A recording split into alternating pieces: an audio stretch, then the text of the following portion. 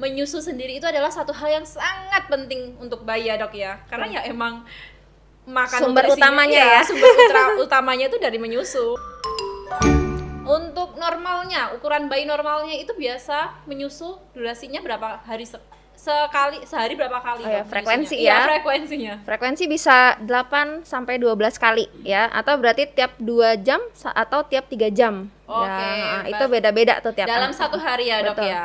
Tiap 2 jam sekali bisa menyusu, kadang ada yang 3 jam sekali, tergantung Betul, bayinya tetepannya betul. dok ya. Kalau dipaksa ibunya bangun, dia lagi tidur udah 2 jam nih bangun gitu. Ya, sebenarnya gini, boleh-boleh aja kalau memang bayinya tidurnya terlalu lama, maksimalnya 3 jam, Oh, 3 jam maksimal 3 ya jam. untuk bayi-bayi yang Baru tidurnya lahir, baru newborn. lahir ya, terus tidurnya panjang, Benar-benar. sedangkan 3 jam dia udah harus minum, itu boleh diganggu untuk Dibangunin bangunkan. pelan ya. Iya. Jadi jangan yang Ekstrim juga. drastis.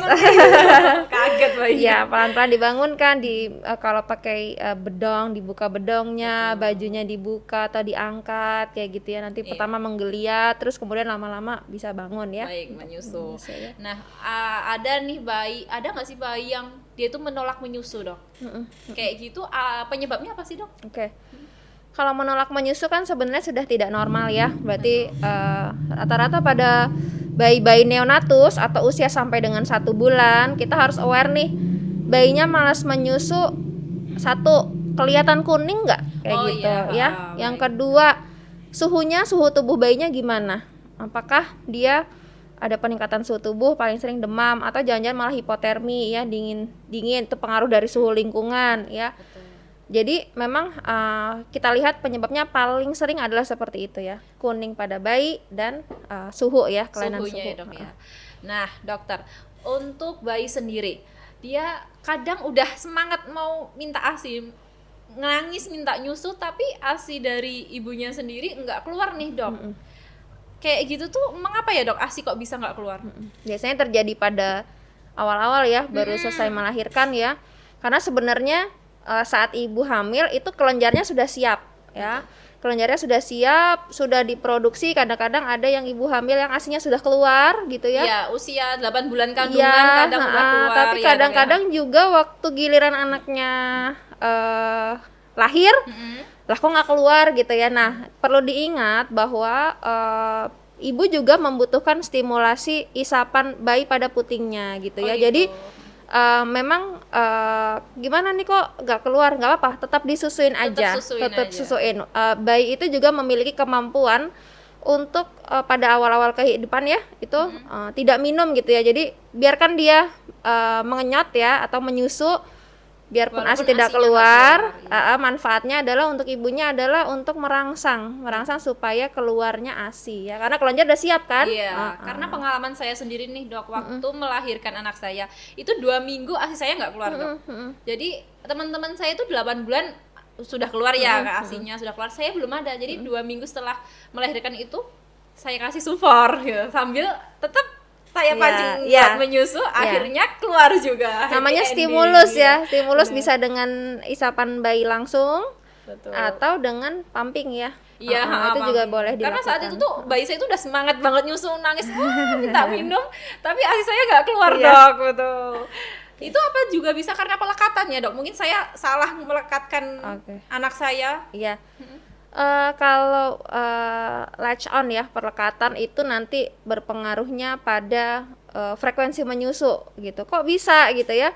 Karena perlekatan yang salah membuat bayi itu menyusu hanya sebentar. Oh gitu. Ya, hanya sebentar, kemudian melepas, terus nanti belum tidur pula sudah ingin menyusu lagi. Berulang-ulang aja nanti kayak gitu. Betul, berarti jadi yang kejadian dikit-dikit minta susu, dikit-dikit minta Benar, susu gitu. Jangan-jangan perlekatannya salah. Iya, ya. Karena kalau perlekatannya salah, posisi bayinya tidak nyaman, misalnya sehingga bayinya harus terus-menerus menoleh ke arah puting susu ibunya gitu ya.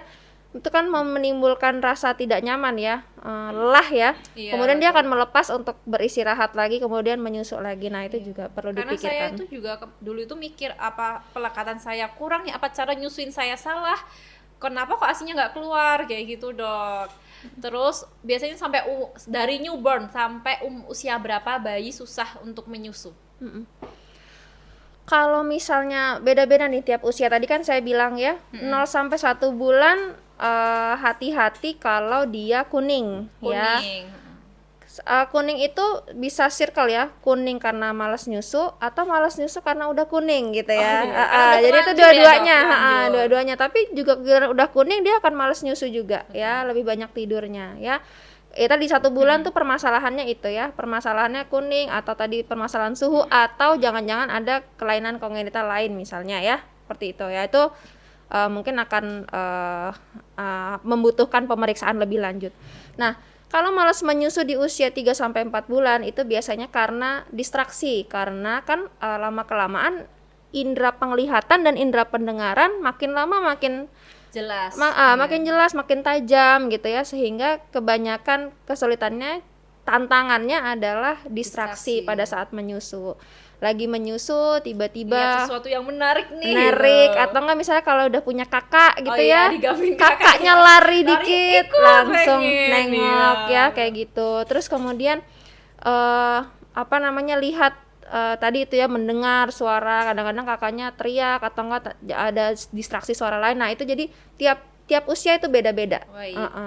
Jadi selain karena kuning tadi ya, Dok ya, bayi tidak mau menyusu itu bisa jadi tanda-tanda kesehatannya terganggu ya, Dok ya, selain karena kuning tadi. Iya, bisa jadi. Makanya itu yang harus diperhatikan, tanda lain apa selain malas menyusu yang muncul pada bayinya. Jadi bisa kesehatannya terganggu ya, Dok ya. Baik, berarti tetap harus dibawa konsultasi aja daripada menebak ya, Dok ya. Iya, berarti kan kalau frekuensi menyusunya udah tidak lagi 8 sampai 12 kali, ya tadi itu ya patokannya itu. Berarti kan kemungkinan ada permasalahan ya. Masalah kesehatan ya, Dok ya. Untuk mengatasi bayi nggak mau nyusu ini gimana, Dok? Banyak ya, bayi nggak mau nyusu harus pijat mungkin, Dok, dengan pijat. Oke, kalau tentang pijat sih sebenarnya cukup banyak benefitnya buat bayi ya. Misalnya benefitnya untuk bayi itu banyak. Satu adalah relaksasi ya pada bayi. Kemudian bisa merangsang sistem sarafnya, kemudian dan meningkatkan penyerapan nutrisi pada saluran cerna dengan cara meningkatkan motilitas. Nah, jadi dia rileks, kemudian ada beberapa saraf yang teraktivasi sehingga dia bisa menimbulkan motilitas yang tinggi pada saluran cerna, kemudian meningkatkan penyerapan dari nutrisi tersebut. Berarti si bayi nyaman, jadinya nyusunya dengan nutrisi terserap dengan baik, kemudian pengosongan lambungnya baik, dia akan merasa lapar di jam-jam yang normal ya, 2 sampai 3 jam pengosongan lambung, meningkatkan frekuensi dari menyusu tadi itu ya. Tapi sebenarnya ada hubungannya nggak sih, Dok, pijat dengan nafsu menyusu bayi? Iya. Ya tadi itu ya, beberapa pijat dilakukan pada bayi itu tadi bisa meningkatkan penyerapan. Jadi kalau apa yang dia udah makan tuh udah diserap cepat, baik ya, pengosongan lambungnya juga normal gitu ya, dia akan frekuensi menyusu akan meningkat juga gitu. Untuk meningkatkan frekuensi menyusu bayi tadi itu bisa dipijat bagian mana aja? Bagian perut mungkin sebelah kanan atau Jadi sebenarnya pijat secara umum ya itu menimbulkan relaksasi pada bayi ya. Biasanya pijat itu kan sebenarnya kalau orang Indonesia tadi asosiasinya tuh urut gitu ya. Padahal tidak. Padahal tidak. Pijat itu sebenarnya dengan melakukan usapan lembut gitu ya pada bayi ya, pada kaki tangannya ya, seperti itu. Itu juga sudah bisa dikatakan massage ya, baby massage ya, itu bisa dilakukan sendiri ya. Jadi sebenarnya tidak ada titik-titik khusus pijatnya harus di mana untuk meningkatkan itu, tidak ada ya. Jadi secara general aja bisa. Gitu. Berarti di mana aja boleh ya, Mams, dipijat di mana aja, yang penting bayinya nyaman, rasa nyaman. Kalau ngerasa udah menangis harus di stop ya, Dok ya. Itu bisa juga dilakukan mamahnya sendiri kan di rumah. Betul, ya. Habis mandi gitu ya. Kemudian melakukan usapan lembut ya pada kaki, tangan ya, pada perut juga, asal usapannya lembut masih tidak apa-apa. Asalkan pokoknya kalau untuk bayi yang lembut ya, Dok ya. Boleh nggak sih, Dok, pijat kayak gitu tuh sering-sering dilakukan? bahkan bisa dilakukan tiap hari ya, habis mandi gitu ya kan, itu tidak apa-apa ya kan. Secapeknya para moms saja ya dok ya, kalau capek momsnya gantian papsnya. Hindari bagian-bagian tertentu tapi seperti kepala gitu kan, kita hati-hati ya. Terus apa karena lagi, ada ubun-ubun yang masih terbuka gitu ya, masih kemudian lembut ya dok kepalanya. Kalau mungkin moms dan papanya itu takut untuk ini ya memang sebaiknya tidak dilakukan gitu ya, karena ada bagian-bagian lembut yang memang beresiko ya kalau lakukan pijatan ya. Berarti karena tadi pijat boleh sering-sering dilakukan, jadi kalau seandainya bayi itu sudah mau menyusu, tetap pijat dilanjutkan nggak apa-apa ya dok ya? Nggak apa-apa, di maintain gitu ya. Iya. Setiap hari gitu. Karena kan selain meningkatkan frekuensi menyusu, dia juga kita bisa stimulasi tumbuh kembangnya dari pijat tersebut gitu. Jadi sentuhan apalagi sentuhan orang tua itu bisa dianggap sebagai stimulasi untuk perkembangan anaknya. Baik. Ya. Untuk ibu menyusui itu ada istilah pijat oksitosin dok. Itu untuk memperlancar pengeluaran ASI, betul dok? Okay. Nah, agar frekuensi bayi meningkat saat menyusu, pijat harus dilakukan untuk pijat bayi saja atau harus pijat oksitosin juga dok? Jadi dua-duanya.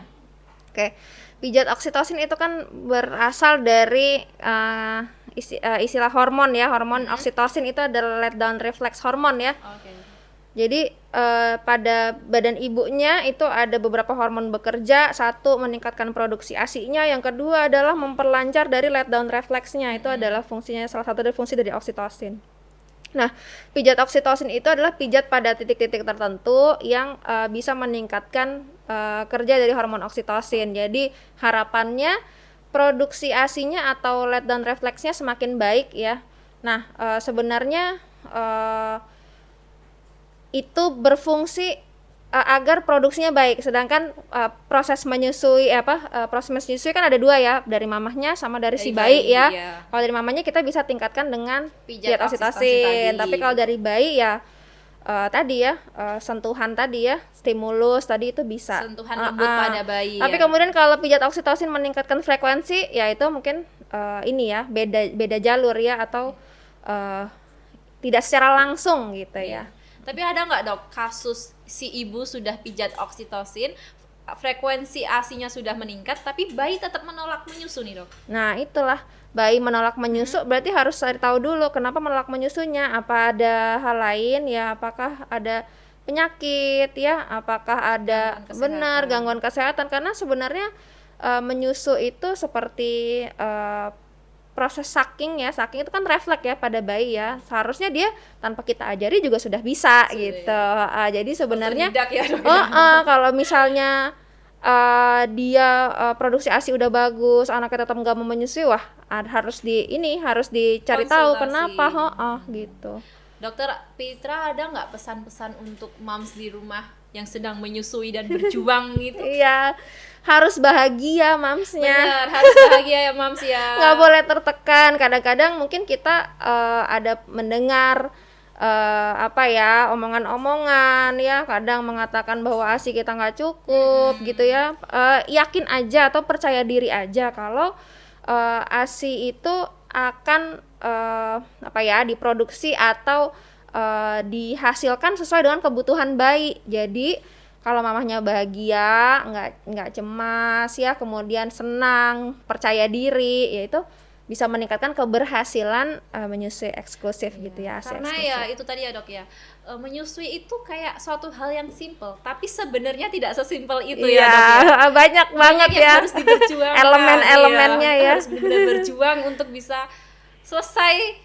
Ketika anak usia 2 tahun itu harus banyak banget perjuangan. Benar, tetap semangat. Makan yang enak-enak, berat badan ya dok ya. Berat badan meningkat, masa bodoh, yang penting anak tetap dapat ASI. Nutrisinya harus baik, cairan juga harus cukup pada ibunya untuk bisa menghasilkan produksi ASI yang baik juga gitu. Nah, kalau untuk pijat itu tadi dok, itu bisa dilakukan ibu sendiri atau emang harus ke klinik kayak gitu dok? Ya satu, kalau pada prinsipnya sih bisa dilakukan sama ibunya sendiri. Tapi kalau misalnya ibunya waktunya kurang atau belum tahu caranya ya, misalnya bagaimana sih penekanannya gitu kan, Anda apakah harus dengan seluruh kuat tenaga gitu kan, sekuat tenaga atau lembut-lembut aja gitu ya. Sebenarnya ya boleh, silahkan kalau menggunakan datang ke terapis ya gitu, misalnya kayak gitu ya, kayak gitu itu boleh juga sih. Oke, baik Dokter Fitra, ternyata sudah lama ya kita ngobrol dari tadi ya dokter. Iya, udah banyak yang dibahas ya. Banyak yang dibahas, banyak ilmu yang di-sharing. Semua yang di rumah juga ilmunya upgrade. Terima kasih ya dok. Semoga bermanfaat. Terima kasih ilmunya. Dan pesan saya untuk mam semua yang ada di rumah yang sedang menyusu, tetap semangat, makan yang enak, makan manis-manis ya dok ya. Biasanya karena makanan manis itu mengundang happy loh dok. Kalau kita happy itu menyusu kan juga satu hal yang menyenangkan. Baik, terima kasih mam semua. Sampai jumpa di episode selanjutnya.